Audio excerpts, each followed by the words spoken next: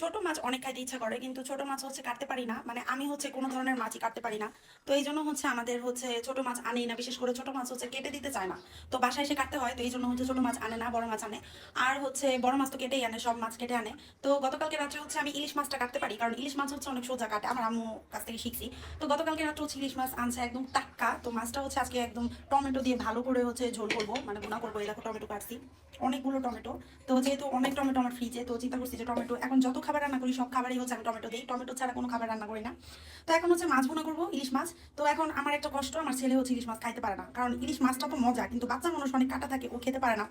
তো যতবারই হচ্ছে ইলিশ মাছ আমি রান্না করি ততবারই হচ্ছে ওর জন্য 2 পিস হচ্ছে রুই মাছ দিই, কারণ ও রুই মাছটা খেতে পারে। ইলিশ মাছ কাটতে পারি, কিন্তু ইলিশ মাছগুলো কালকে কেটে নিয়ে আসছে রাতের বেলা, একদম টাটকা। এটাই এখন ঝোল করব। আর এটার সাথে হচ্ছে আইয়ারের জন্য 2 পিস রুই দিছি, এই রুই দিয়ে হচ্ছে ও খাবে রুইটা, আর আমরা হচ্ছে ইলিশ খাবো। তো এই মাছগুলো এখন এই সুন্দর টমেটো দিয়ে হচ্ছে ঝোল করব।